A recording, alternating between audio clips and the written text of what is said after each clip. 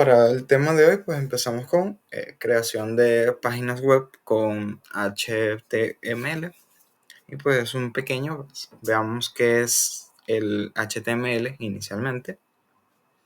Y pues digamos que el HTML es el lenguaje de marcado de hipertexto para crear documentos transportables a través de Internet.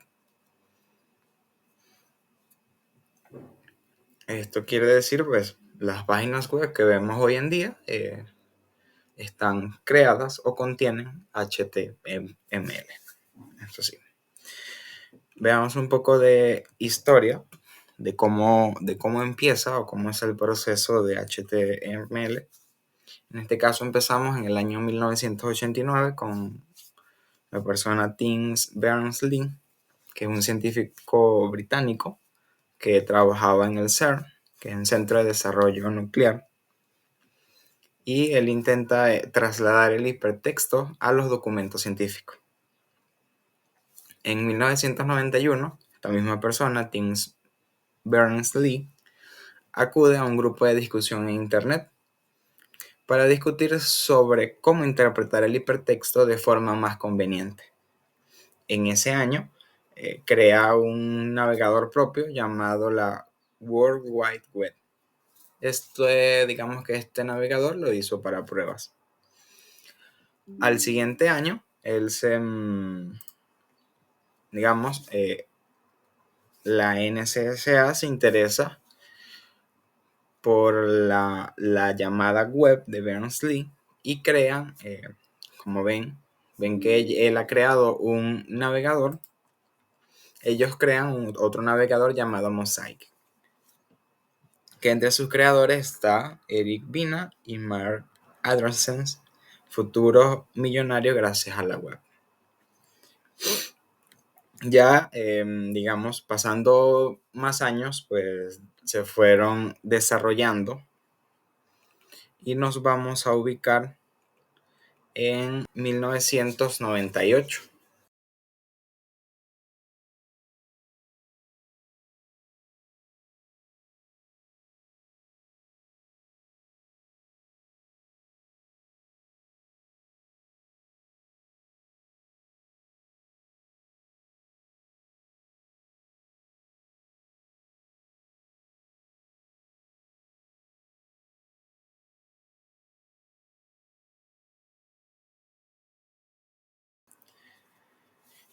Que es en donde ya la W3C lanza como estándares HTML 4.0 y a CSS2, que son los estándares de la W3C. Cada vez se tienen más en cuenta y ambos alcanzan un gran éxito. La combinación de HTML más JavaScript más CSS se conoce en este año, en 1998, como DHTML, que es un HTML dinámico. Este alcanzará una enorme notoriedad y será la combinación habitual para hacer páginas web atractivas. En este mismo año también aparece el XML 1.0 por parte de la W3C como el lenguaje que debió ser HTML. Estas fueron palabras propias de Tim Berners-Lee. No ha llegado a suplantar HTML, pero sigue teniendo una enorme influencia en todo tipo de tecnologías. Ya para 1999, Zoom crea la JSP, que son páginas de servidor en lenguaje de Java, y la plataforma de trabajo J2E, que es Java Enterprise, con lo que pretende crear un entorno poderoso de trabajo para crear aplicaciones y servicios de Internet en los servidores. Acá también está el navegador Internet Explorer de Microsoft, domina el mercado, poniendo fin a la primera guerra de navegadores. Aparece también la RSS, un formato de contenido basado en XML que permite sindicarse y obtener información de forma veloz. La W3C presenta HTML 4.01, indicando que será la última versión de HTML clásico. Ya para el 2000, esta misma empresa W3C saca XHTML 1.0, que es una versión ya de HTML, pero esta está basada con XML, que pretende derrocar a HTML. A día de hoy sigue siendo el estándar más respetado para crear las páginas web. Y así también la ISO, que es el Organismo Internacional de Estándares, publica la norma ISO 15445 con la que normaliza HTML. Esta norma es prácticamente la misma que la correspondiente al HTML 4.01 de la W3C.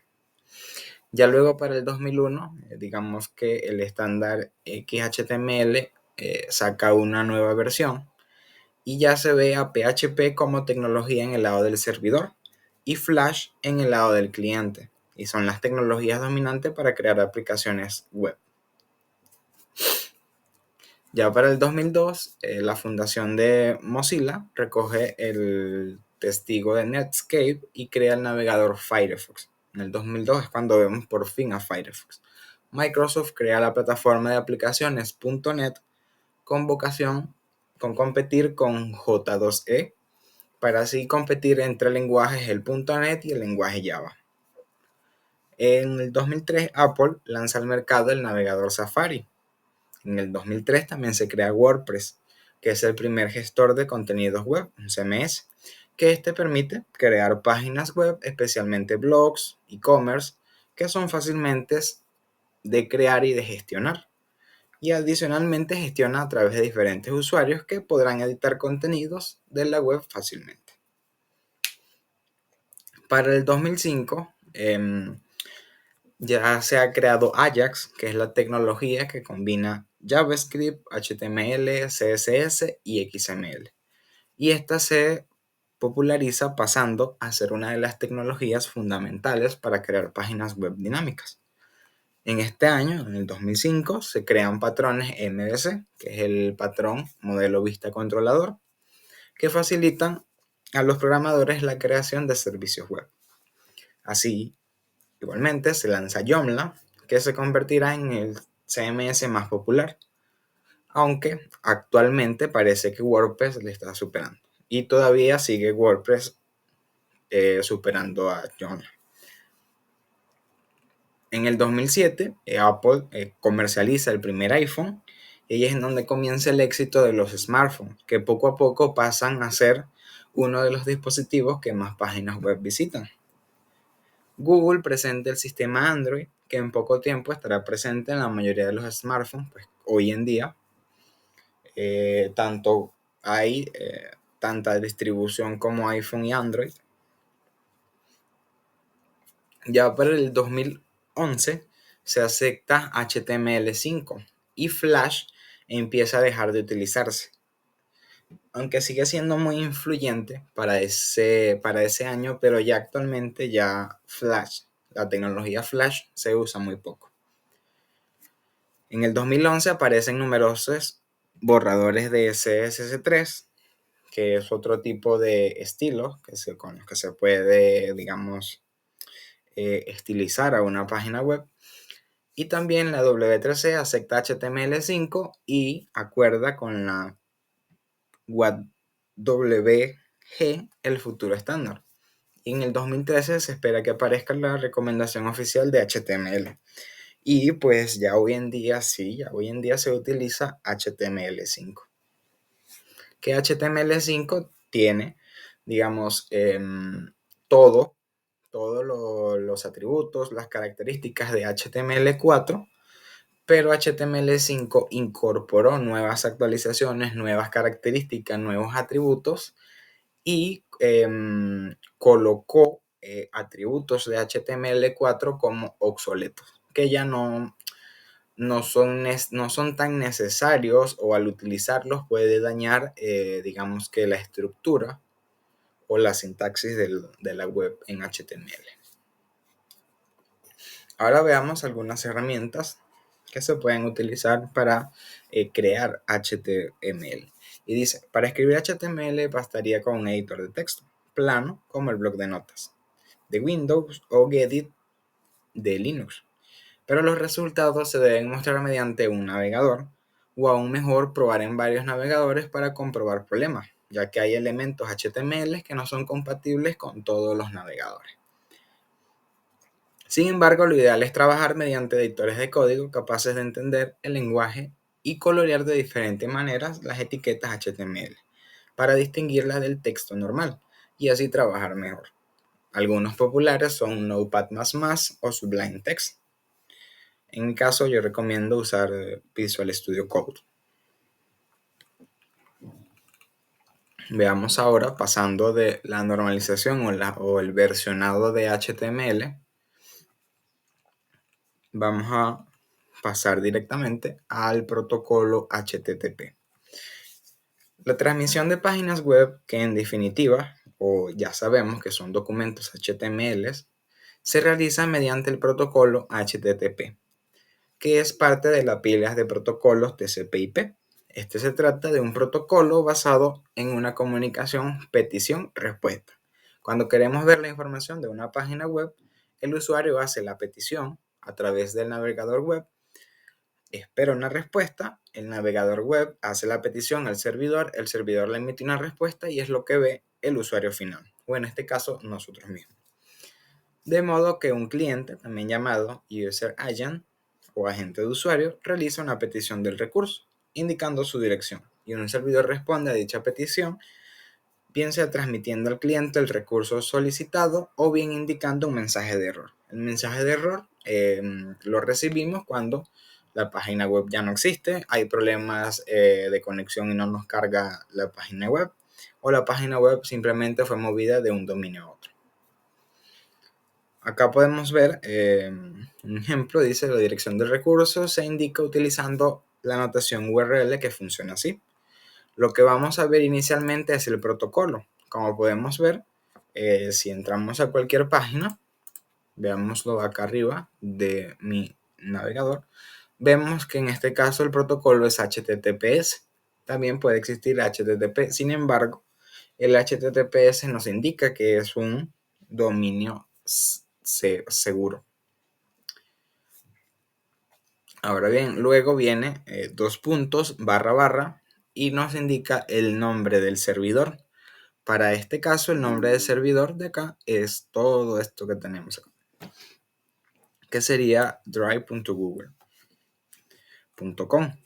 Ya luego viene dos puntos, el puerto, la dirección del puerto que nos direcciona al servidor. Esto va un poco de la mano con los DNS cuando queremos enmascarar una IP y el puerto.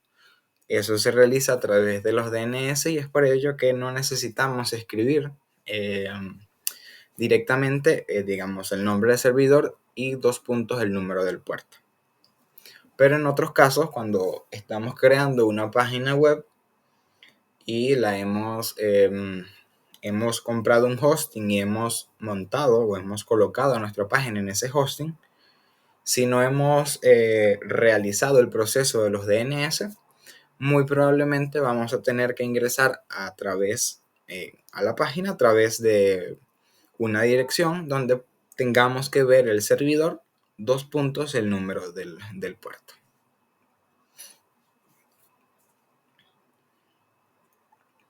A ver, continuemos acá.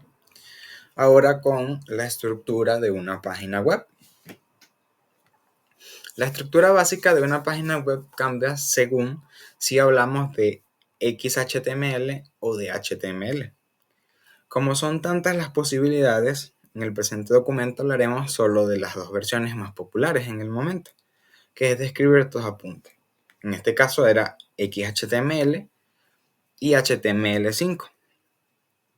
Ambas representan muy bien tanto a XHTML como a HTML respectivamente. Sería fácil descubrir cómo es el esqueleto de una página web en cualquier otra versión. Para este ejemplo que tenemos acá es XHTML 1.0. Podemos ver la estructura. La estructura tiene, el primer elemento es un doctype, que es el que nos indica qué tipo de HTML estamos utilizando. Acá podemos ver, el tipo de documento es HTML, es público y acá está la versión. Luego, ya si viene la estructura de una página como tal, que viene a través de las etiquetas HTML. Acá hay algunos parámetros, que estos parámetros ya vamos a saber qué es cada uno. Y dentro de las etiquetas HTML siempre debe haber una etiqueta head, en donde van a estar siempre todos los metadatos de nuestra página web, el título, que es el que se va a ver en una página web, y el body, que sería todo el cuerpo o el contenido que va a tener la página web. Veamos acá un poco más a descripción, las partes de una página web. Y dice la etiqueta doctype, que permite especificar el documento DTD de validación del XHTML de la página. En caso de elegir otra versión de XHTML, simplemente hay que cambiar las rutas al documento validador, que es lo que ya les comenté, que es esto, de acá. El tipo de documento HTML es público y todo esto es el versionado y la validación del HTML. El elemento HTML que marca la raíz de la página y además debe especificar el espacio de nombres al que pertenecen las etiquetas, atributo, XMLNS y el lenguaje en el que está escrita, que es atributo XML-LAN, esto que podemos ver acá. Aquí está, dice que el lenguaje está escrito en español, el lenguaje es español. Así también es conveniente, aunque el estándar no lo considera obligatorio, utilizar el atributo LAN, que es común a todos los elementos HTML y que sirve también para marcar el lenguaje en el que está escrita la página. Usando tanto XML 2.LAN como LAN, aseguraremos que todos los navegadores queden avisados sobre el lenguaje que está utilizando al momento de cargar la página web. El elemento head, que marca el inicio de la cabecera, que en la cabecera se coloca el título de la página, el elemento title, y los elementos que sirven para incluir estilos, CSS o código de JavaScript, que acá es en donde incrustamos archivos de JavaScript que posiblemente puedan contener scripts, y todo tipo de elementos que se utilizarán dentro de la página. La etiqueta meta, esta que tenemos acá, que advierte sobre el sistema de codificación del texto de la misma. En el código anterior se utiliza el más recomendable, que es UTF-8, que es un Unicode de 8 bytes. Y luego el elemento body, que es el que contiene todo el cuerpo de la página o el contenido de la página web. Es esto que tenemos acá. Ahora veamos en una página web creada con HTML5, la estructura es muy similar a la anterior, pero digamos que se simplifican muchas etiquetas. Acá solamente tenemos que especificar el tipo de documento, es HTML, le podemos indicar el lenguaje que va a tener la página web y ya empezamos, digamos, con toda la estructura de HTML, sin especificar tantas etiquetas. Ya teniendo esto, vamos a ver ahora sí características dentro de una página web.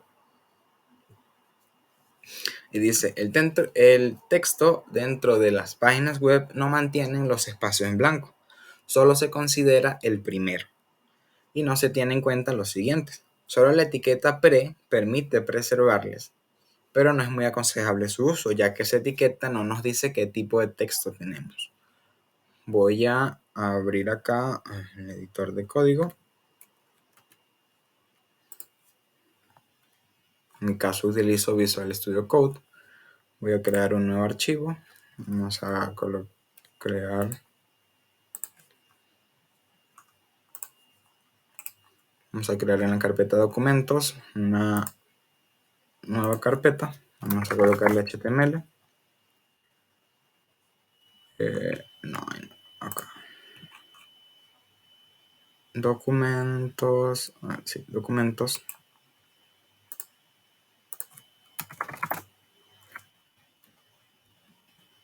HTML,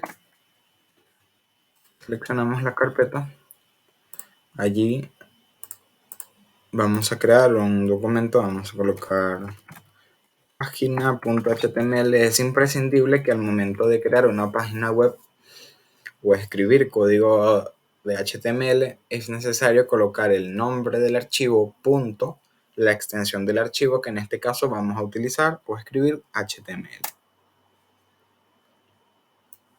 Vamos a dividir estas dos partes.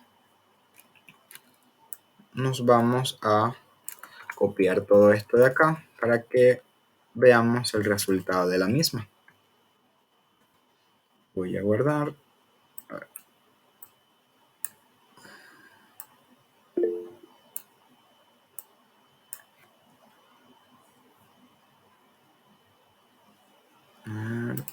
Okay.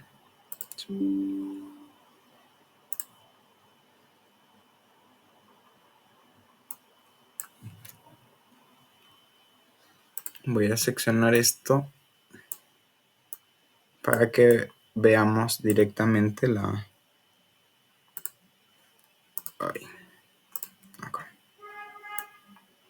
el resultado que nos va mostrando la página web.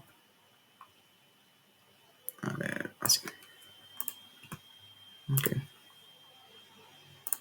Vamos a la carpeta documentos HTML. No, esto no es. Carpeta HTML, tenemos página, guardamos, abrimos y acá lo vemos. Ok, ahora sí.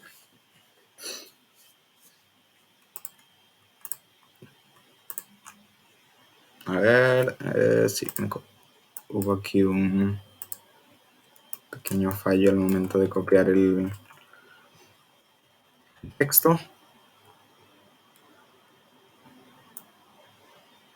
Vamos a indentar esto un poco para darle más sentido. Ok.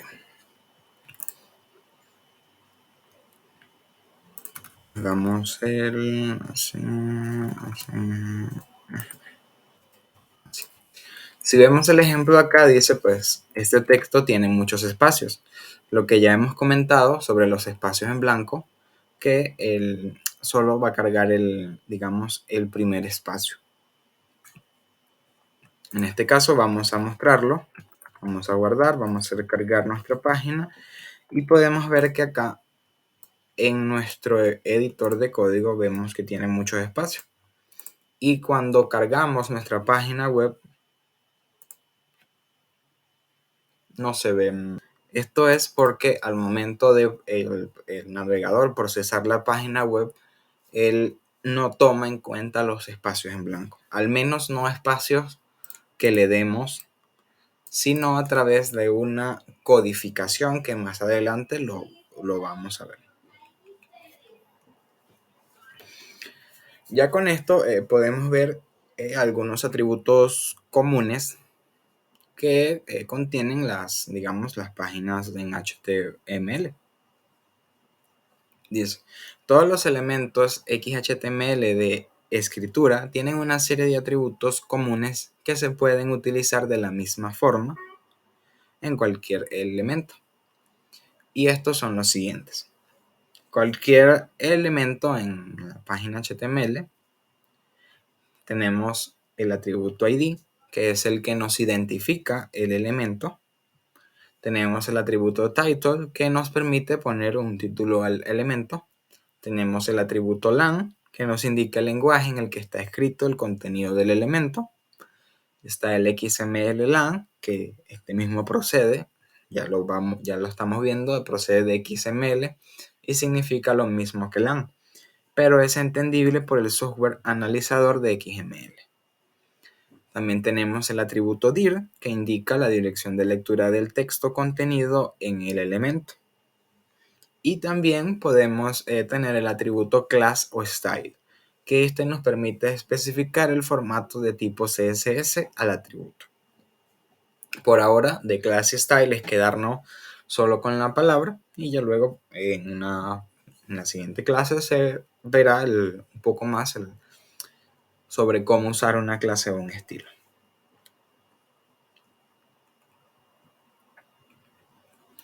Así a su vez también tenemos unos atributos que podemos tener atributos onClick, onDoubleClick, onKeyApp, onKeyDone, que todos estos atributos permiten asignar código JavaScript a alguna de esas acciones, bien sea un clic de ratón, un doble clic, pulsar una tecla, dejar de pulsar una tecla, mantener pulsada una tecla, y así con varias acciones o eventos que se pueden ejecutar en una página web.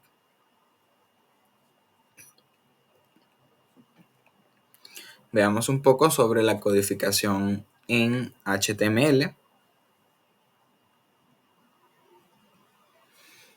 A ver, coloquemos esto. Ajá.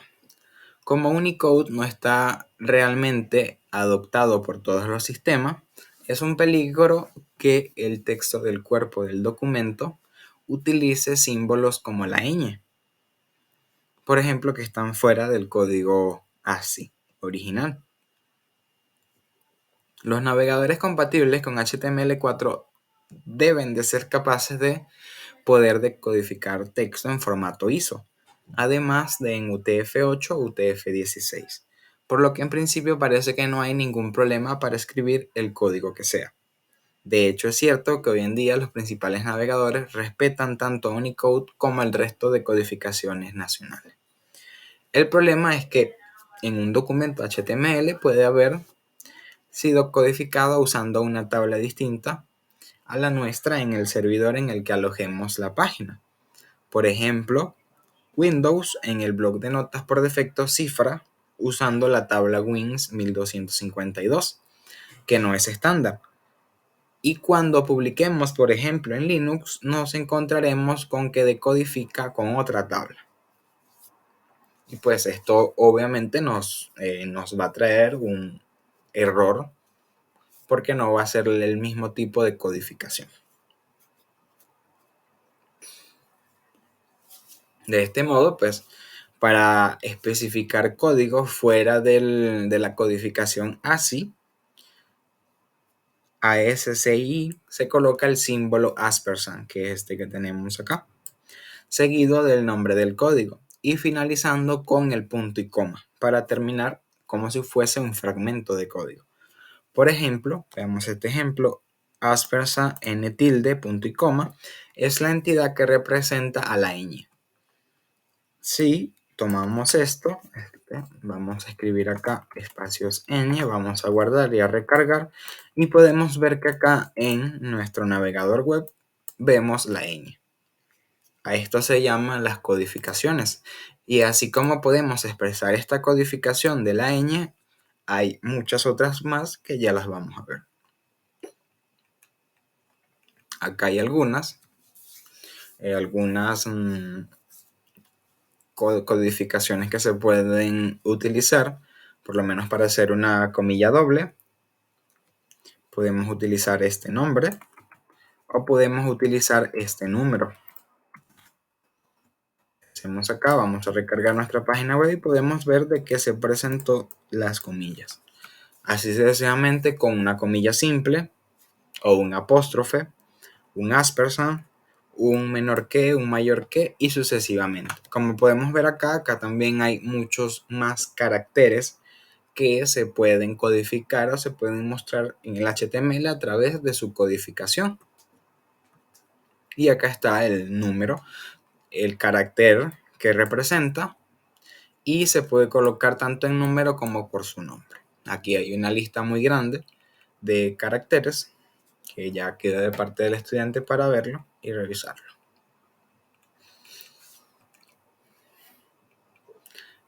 Aplica para símbolos griegos, símbolos matemáticos,